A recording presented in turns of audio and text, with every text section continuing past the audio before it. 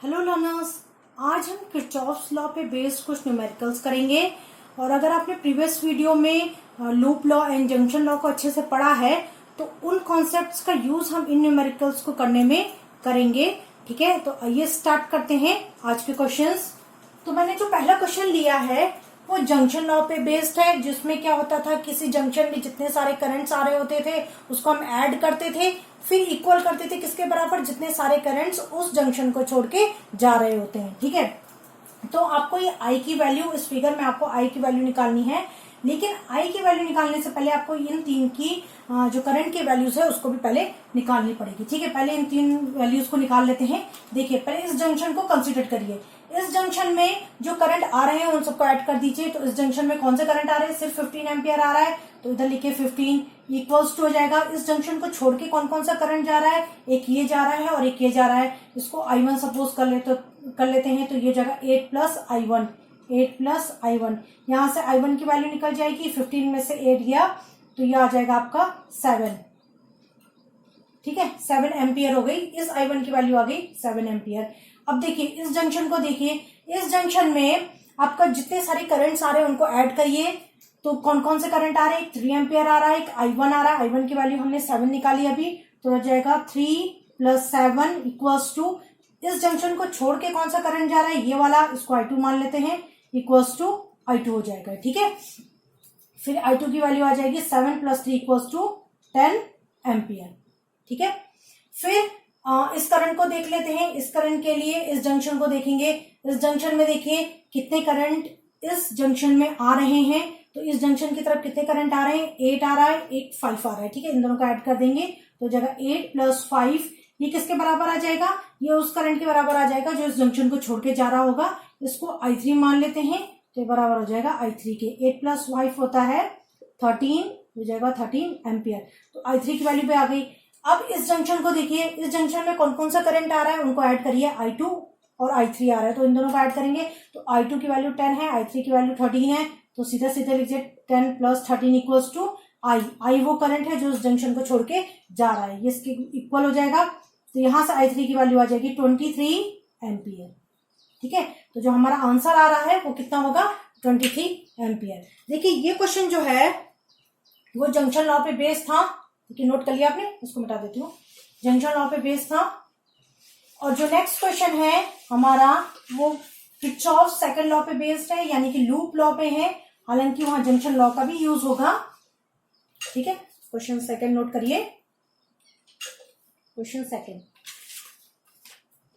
ये है circuit. Circuit draw करिए पहले, नेगेटिव पॉजिटिव, फिर इससे एक रजिस्टर कनेक्ट है, फिर यहाँ पे आपका एक सेल है नेगेटिव पॉजिटिव, फिर यहाँ से भी आपका एक रजिस्टर कनेक्ट है।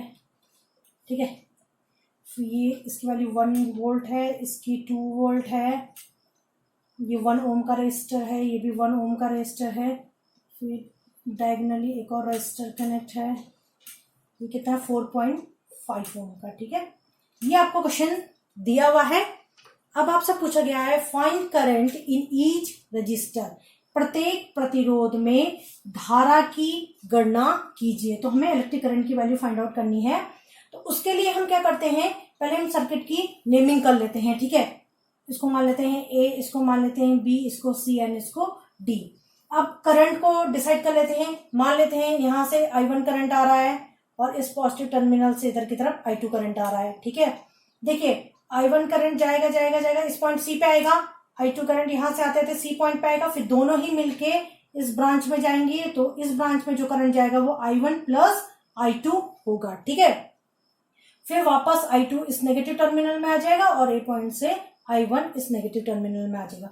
ध्यान रखिएगा, जो भी आप करंट को पॉजिटिव टर्मिनल से निकाल रहे हो वही करंट आपके नेगेटिव टर्मिनल पे वापस आ जाना चाहिए। ठीक है, अब मैंने I1 यहाँ कंसीडर किया, जरूरी नहीं है आप I1 इधर भी ले सकते थे, मैं I2 उधर भी ले सकती थी, उससे कोई फर्क नहीं पड़ता। देखिए I1 I2 और I1 प्लस I2 की वैल्यू अलग आ सकती है, लेकिन जो वैल्यू सेम आएगी वो ये होगी। आपको जो चीज मैच करानी है तो वो ये कराइएगा कि इस रजिस्टर में कितना करंट फ्लो कर रहा है, वो सभी बच्चों का सेम आएगा कि इस रजिस्टर में, इस रजिस्टर में, इस रजिस्टर में करंट कितना आ रहा है, वो सबका सेम आएगा। ठीक है, और जो I1 I2 है वो जरूरी नहीं है सेम आए, क्योंकि I1 I2 हम एज्यूम कर रहे हैं, कोई I1 कुछ और एज्यूम कर सकता है, कोई दूसरा कर सकता है। ठीक है, तो आइए स्टार्ट करते हैं।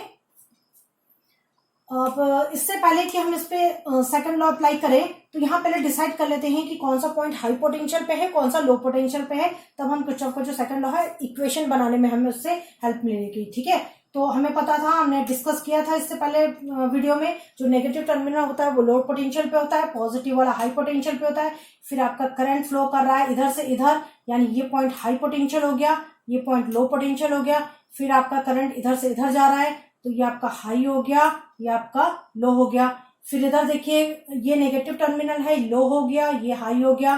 फिर करंट आपका यहां से यहां जा रहा है, ये हाई हो गया एंड ये लो हो गया। देखिए करंट का डायरेक्शन था जो, वो यहीं तक आपका यूज में था कि आपने हाई लो कैसे डिसाइड करोगे रेजिस्टर के केस में, तो अभी यहीं पर है। अब हम अपना जो डायरेक्शन है वो चूज करते हैं, जो कि हमने क्लॉकवाइज लिया है। ठीक है, तो अब लिखिए बंद पाश ABCA में किरचॉफ के द्वितीय नियम से कौन सा सर्किट, कौन सा हम क्लोज लूप ले रहे हैं, ABCA लिखिए, बंद पाश ABCA में किरचॉफ का द्वितीय नियम लगाने पर।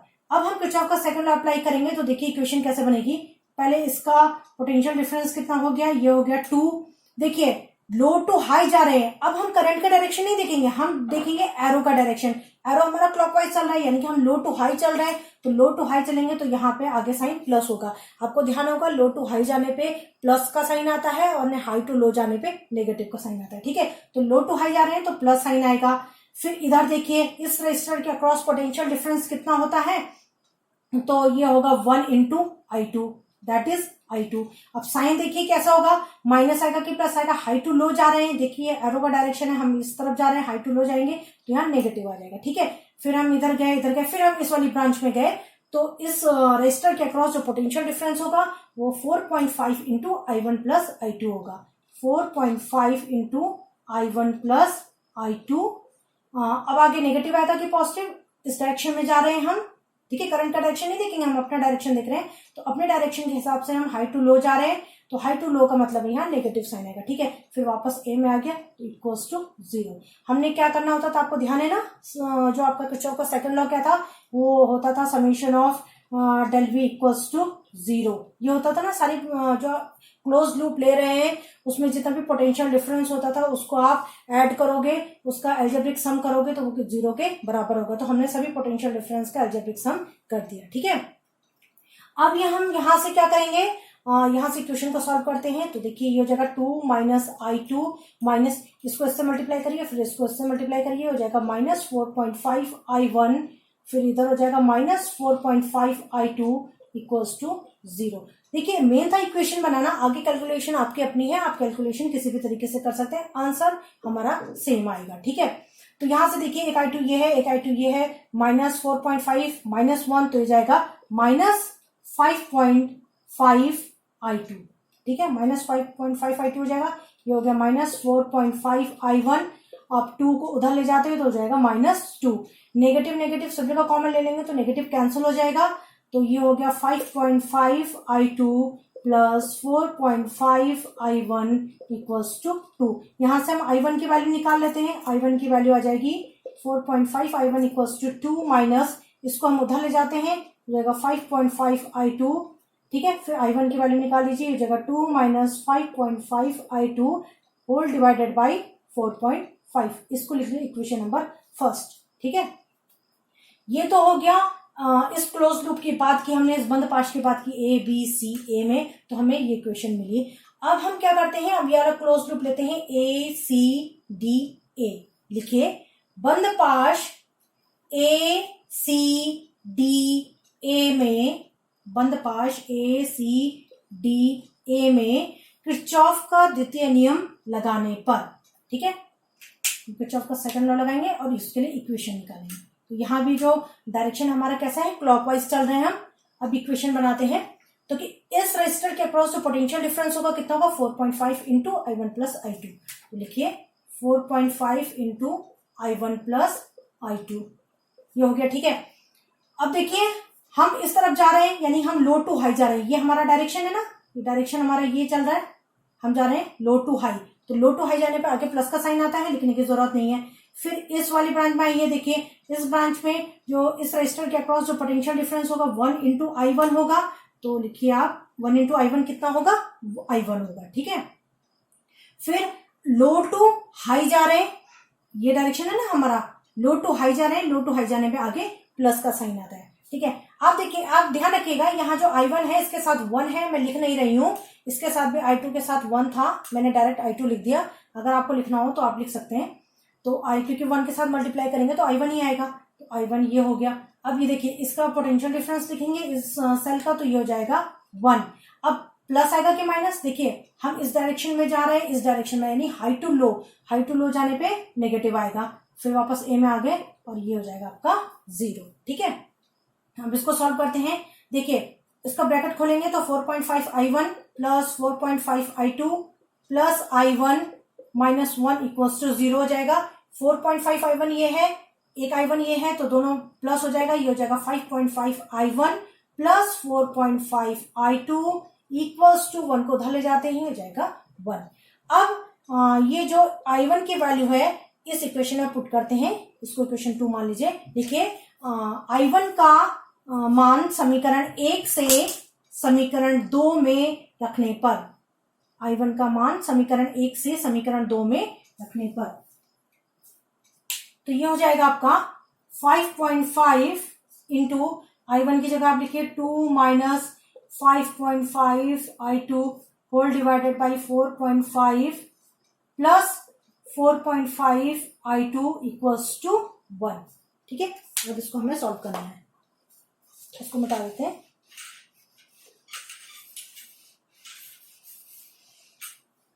इसकी अभी जरूरत होगी हमें, ठीक है। अब इसको सॉल्व करेंगे, देखिए डेसिमल हटा, 5 टाइम 45, 5 1 5 हो गया, ठीक है। तो 11 को 2 से मल्टीप्लाई करिए, फिर इससे मल्टीप्लाई करिए, 11 2 जा 22 माइनस 11 को 5.5 से मल्टीप्लाई करेंगे तो क्या आएगा, हो जाएगा 5 प्लस 5 टाइम्स 0 6, ये डेसिमल है, ये हो जाएगा आपका 60.5 I2, ठीक है। होल डिवाइडेड बाई 9 भी है, by 9 plus 4.5 I2 equals to 1। अब एलसीएम लेंगे तो हो जाएगा 22 माइनस 60.5 I2 प्लस 9 को 4.5 से मल्टीप्लाई कीजिए, 9 5 जा 45, 5 कैरी 4, 9 4 जा 36 प्लस 4 40, तो जाएगा 40.5 I2। अब ये 9 है, उधर मल्टीप्लाई हो जाएगा, क्रॉस मल्टीप्लाई हो जाएगा 9, ठीक है। अब इसको सॉल्व करिए, देखिए माइनस 60.5 में से प्लस 40.5 जो होगा, इसको सॉल्व करेंगे तो हो जाएगा माइनस 20, और ये I2 है, हो जाएगा I2, ठीक है। इन दोनों को हमने सॉल्व किया, फिर इक्वल्स टू 9 22 को उधर ले गए, माइनस 22, तो हो जाएगा minus 20 I2 equals to minus 22 में से 9 गया, ये हो जाएगा आपका 13, ठीक है। 13 आ गया आपका। फिर यहां से नेगेटिव नेगेटिव कैंसिल हो जाएगा, I2 की वैल्यू हो जाएगी 13/20, ये आ गई। अब इसको आप डेसिमल फॉर्म में लिखेंगे तो ये हो जाएगा, ये पॉइंट इधर आ जाएगा, तो ये हो जाएगा 0.2612 25, ये हो जाएगा 0.65 एम्पियर। I2 की वैल्यू हमें मिल गई कितनी, 0.65 एम्पियर, ठीक है। एक हमें करंट मिल गया ये वाला जो इस 1 ओम रेजिस्टर में फ्लो कर रहा है, वो कितना है, 0.65 एम्पियर है। अब I2 की वैल्यू मिल गई, अब हम I2 की वैल्यू इस इक्वेशन में पुट करते हैं तो हमें I1 की वैल्यू मिल जाएगी। लिखिए I2 का यह मान समीकरण 1 में रखने पर, I2 का यह मान समीकरण 1 में रखने पर तब हो जाएगा आपका I1 equals to 2 minus 5.5 into I2 की वैल्यू रखिए 0.65 whole divided by 4.5 equals to 2 minus इसको 5.5 इंटू 6.65 से मल्टीप्लाई करिए तो हो जाएगा, ये होगा आपका 55 5 कैरी 2 5 से 30 32, ये हो जाएगा 3 2 5 फिर 5 प्लस 2 7 3 2 5 ये हो जाएगा 3 ये हो जाएगा, तो ये आएगा आपका 3.575 होल डिवाइडेड बाई 4.5, ठीक है, इसको और सॉल्व करेंगे तो ये हो जाएगा, इसमें से देखिए 3.575 में से 2 को माइनस करेंगे, माइनस प्लस माइनस होगा, साइन ग्रेटर का आएगा, दैट इज माइनस, तो हो जाएगा माइनस 1.575 डिवाइडेड बाई 4.5, या आप इसको ऐसे भी लिख सकते हैं माइनस 1.6 बाई 4.5। इसको आप सॉल्व करेंगे तो ये आएगा, इसमें ये आएगा माइनस 0.345, हाँ ये आ जाएगा माइनस 0.35 एम्पियर। ठीक है, तो I1 की वैल्यू आपकी कितनी आ गई, माइनस 0.35 एम्पियर।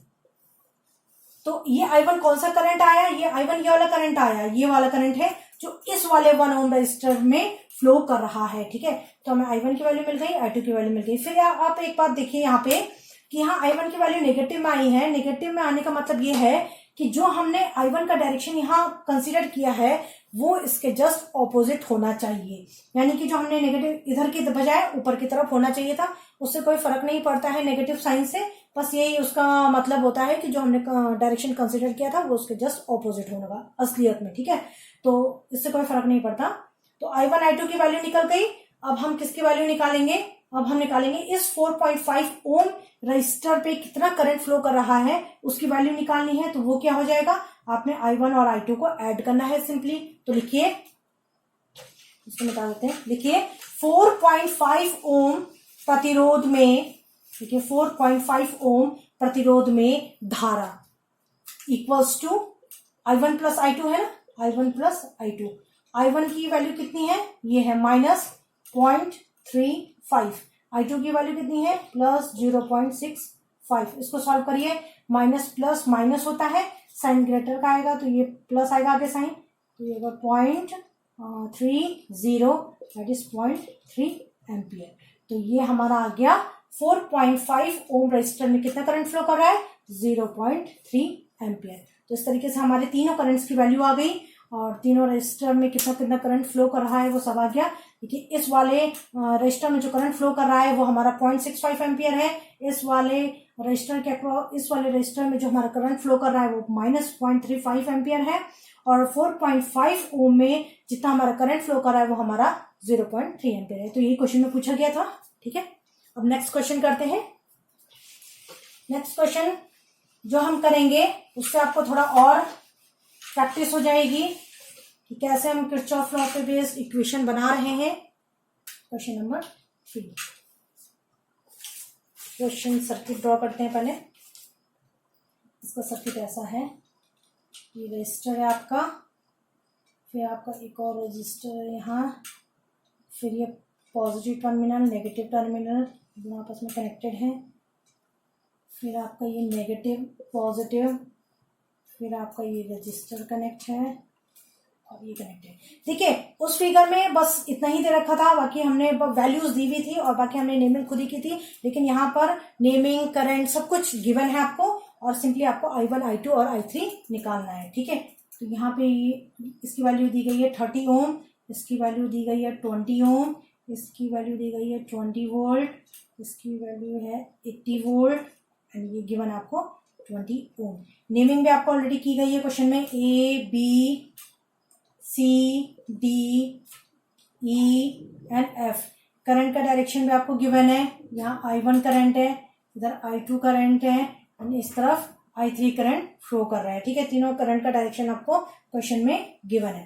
अब आपको निकालना है I1 I2 एंड I3 की वैल्यू। ठीक है, देखिए इसको निकालने से पहले हम क्या करते थे, हम हाई लो पहले डिसाइड करते थे कि कौन सा पोटेंशियल हाई पे है कौन सा लो पे है, उसको डिसाइड कर लेते हैं। देखिए जो करंट है I1 वो यहाँ से यहाँ इस तरफ फ्लो कर रहा है, इधर से इधर फ्लो कर रहा है, तो ये हाई हो गया आपका, ये आपका हाई पोटेंशियल पे हो गया।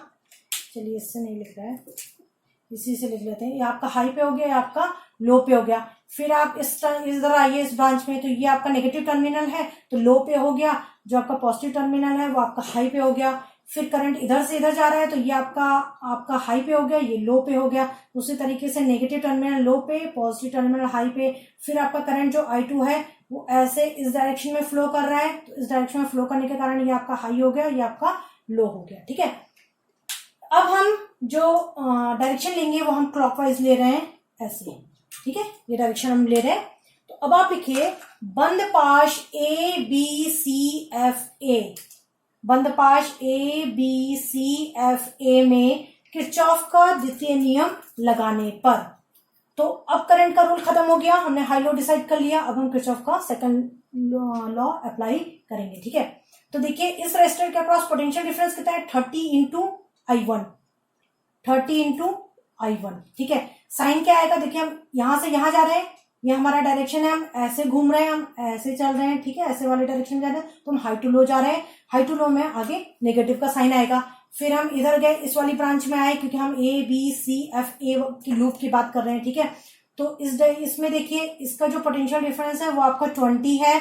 साइन कैसे आएगा, देखिए लो टू हाई जा रहे हैं, हम इस डायरेक्शन में जा रहे हैं, यानी लो टू हाई जा रहे हैं, लो टू हाई जाने पे आगे प्लस का साइन आएगा। फिर इस रेजिस्टर के अक्रॉस पोटेंशियल डिफरेंस कितना है 20 इंटू I3 हो जाएगा, 20 इंटू I3। और नेगेटिव आएगा कि पॉजिटिव, देखिए हम इस डायरेक्शन में जा रहे हैं, यानी हम हाई टू लो में जा रहे हैं, हाई टू लो में जाने में नेगेटिव आएगा। फिर वापस ए में जाएंगे तो इन सब का जो ऐड करेंगे, जो समीशन होगा वो कितना आएगा आपका 0 आएगा। ठीक है, अब इसको सॉल्व करते हैं।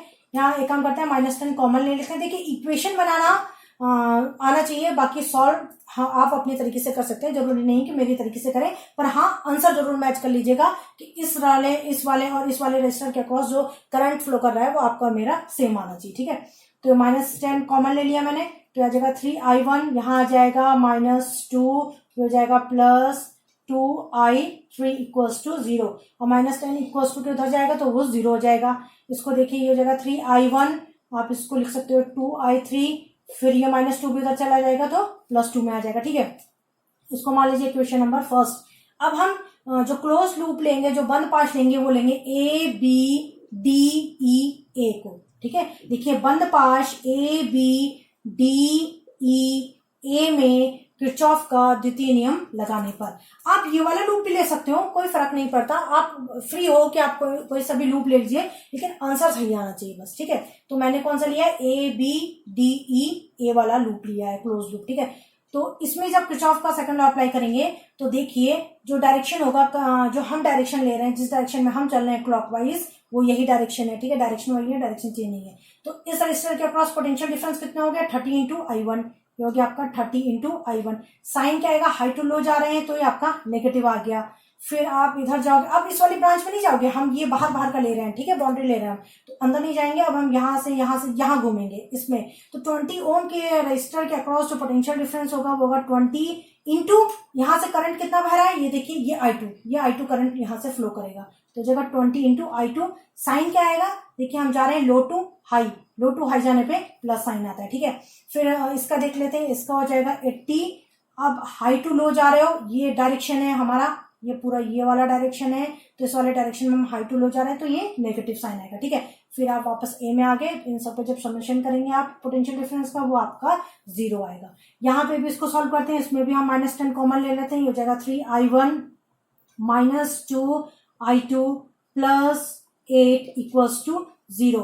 फिर ये इक्वल्स टू के उधर जाएगा -10, ये भी 0 हो जाएगा, तो ये हो जाएगा 3I1 -2I2 इक्वल्स टू -8। इसको मान लीजिए इक्वेशन नंबर 2। अब देखिए इक्वेशन नंबर 1 I1 और I3 के टर्म में है, इक्वेशन नंबर 2 I1 और I2 के टर्म में है, तो ये सॉल्व नहीं हो पाएगी। तो इसके लिए हमें एक और चीज ऐड करनी पड़ेगी, जो कनेक्टिंग लिंक है इसका, वो है यहाँ देखिए इस वाले जंक्शन में देखिए आप, जो करंट जा रहा है और जो करंट आ रहा है वो क्या है, आने वाला करंट कौन सा है I3। इस जंक्शन की तरफ कौन सा करंट आ रहा है, I3 आ रहा है, और जा कौन सा रहा है, I1 और I2। तो ये I3 बराबर हो जाएगा I1 प्लस I2 के। यहाँ हमने जंक्शन लॉ अप्लाई किया है। ठीक है, तो समझ में आ गया आपको, इस पॉइंट पे I3 बराबर हो जाएगा I1 प्लस I2। अब इस I3 की वैल्यू को हम इस इक्वेशन में पुट कर लेते हैं, तो उससे फायदा ये होगा कि हमें ये इक्वेशन I1 I2 के टर्म में मिल जाएगी। ये इक्वेशन ऑलरेडी I1 I2 के टर्म में है ही, फिर दोनों को सॉल्व करके हम कोई भी वैल्यू निकाल सकते हैं। ठीक है, तो इसको मान लेते हैं इक्वेशन नंबर 3। लिखिए I3 का यह मान समीकरण 1 में रखने पर, तो ये हो जाएगा 3I1 +2, I3 की जगह हो जाएगा I1 + I2 equals to 2, 3I1 +2I1 +2I2 equals to 2, 3I1 2I1, ये हो जाएगा 5I1 +2I2 इक्वल्स टू 2। तो इसको मान लीजिए इक्वेशन नंबर 4। ठीक है, फिर लिखिए, अब देखिए ये I1 I2 के टर्म में आ गया, इक्वेशन 2 I1 I2 के टर्म में है, तो आप लिखिए समीकरण 2 और समीकरण 4 को जोड़ने पर, इन दोनों इक्वेशंस को जोड़ते हैं। देखिए समीकरण 1 और समीकरण 2 और समीकरण 4 को जोड़ने पर, तो अगर हम इसको ऐड करते हैं तो ये समीकरण 2 कितना है, इक्वेशन 2 है आपका 3I1 - 2I2 = -8 एंड 4 है आपका 5I1 + 2I2 = 2। अब इनको ऐड करना है हमने, तो ऐड करने में ये दो कैंसिल हो जाएंगे, तो बचेगा क्या, 5 + 3 कितना हुआ, 8I1 = 2। अब -8 + 2 ये हो जाएगा -6, इसको और सॉल्व करिए, 2 3 जा 6, 2 4 जा 8, तो I1 की वैल्यू आ गई आपकी -3/4 एम्पियर। ठीक है, अब देखिए I1 की वैल्यू हमारी नेगेटिव आई है, फिर इसका मतलब वही हुआ जो इस क्वेश्चन में भी, क्वेश्चन वाले ने भी जो अज्यूम किया है करंट का डायरेक्शन, वो इसके जस्ट ऑपोजिट होना चाहिए था। ठीक है, तो कोई फर्क नहीं पड़ता उसके नेगेटिव साइन से। अब I1 की वैल्यू हमें मिल गई है, हम अब किस इक्वेशन से I2 की वैल्यू निकाल, देखिए इस इक्वेशन पे आप सेकंड इक्वेशन पे चाहे फर्स्ट इक्वेशन पे आप I1 की वैल्यू पुट करके I2 की वैल्यू निकाल सकते हैं। ठीक है, मैंने इक्वेशन फर्स्ट मिटा दी है, तो इक्वेशन 2 मेरे पास है, तो इक्वेशन 2 पे लिख देती हूँ मैं। लिखिए I1 का यह मान समीकरण 2 में रखने पर, आप I1 का यह मान समीकरण 1 में भी रख सकते थे। ठीक है, मैंने मिटा दी इक्वेशन, इसलिए मैं 2 पे रख रही हूँ। देखिए I1 का यह मान समीकरण 2 में रखने पर तो जगह 3 × I1 -3/4 जगह -2I2 = -8 हो गया। ठीक है, इसको अब मिटा देते हैं, इसकी जरूरत नहीं पड़ेगी। अब इसको सॉल्व करिए, ये जगह -3 × 3 हो जाएगा -9/4 -2I2 = -8 -2I2 - 8 ये उधर जाएगा +9/4 एलसीएम लेंगे, 4 - 4 8 = 32 32 + 9 जगह -2I2। ठीक है, फिर इसको और सॉल्व करिए, यहाँ पे ये हो गया -2I2 = 32 में से 9 गया माइनस ये हो जाएगा 20, 12 में से 9 गया 23। ठीक है, तो ये हो जाएगा 23/4 -23/4, तो ये माइनस माइनस अब कैंसिल हो जाएगा, तो I2 की वैल्यू आ जाएगी 23/2, नीचे जाएगा तो 4 2 जा 8, ये 23 होगा, सॉरी ये होगा 23/8। तो I2 की वैल्यू आपकी कितनी आ गई 23/8, यानी कि ये वैल्यू। ठीक है, जो इस रेजिस्टर के अक्रॉस जो करंट फ्लो कर रहा है वो कितना आ गया 23/8 एम्पियर। ठीक है, I2 की वैल्यू आ गई, I1 की वैल्यू आ गई। अब हमें इस I3 की वैल्यू निकालनी है, तो इस इक्वेशन में हम I1 I2 की वैल्यू पुट करके I3 की वैल्यू निकाल सकते हैं। देखिए समीकरण 3 से, अब मैं इसको मिटा देती हूँ। देखिए समीकरण 3 से I3 = I1 कितनी है -3/4, I2 कितनी है +23/8। ठीक है, अब इसको सॉल्व कर लेते हैं, इसको मिटा देते हैं।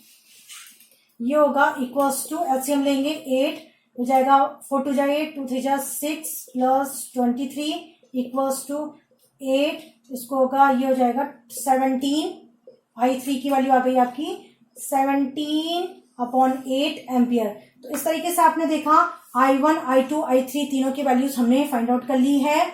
तो इसी तरीके से आपने और क्वेश्चन भी देखने हैं, आपके पास क्वेश्चन टेक्स्ट बुक होगी, आपके पास सैंपल पेपर होंगे। ठीक है, तो वहां पे आप जो किरचॉफ लॉ पे बेस्ड जो भी क्वेश्चन है उसको प्रैक्टिस करिएगा। जितना प्रैक्टिस करेंगे तभी जाके आपको इस टॉपिक पे जो आपको कमांड हासिल हो सकेगी। ठीक है, तो नेक्स्ट क्लास में नेक्स्ट टॉपिक के साथ फिर मिलेंगे। Good bye.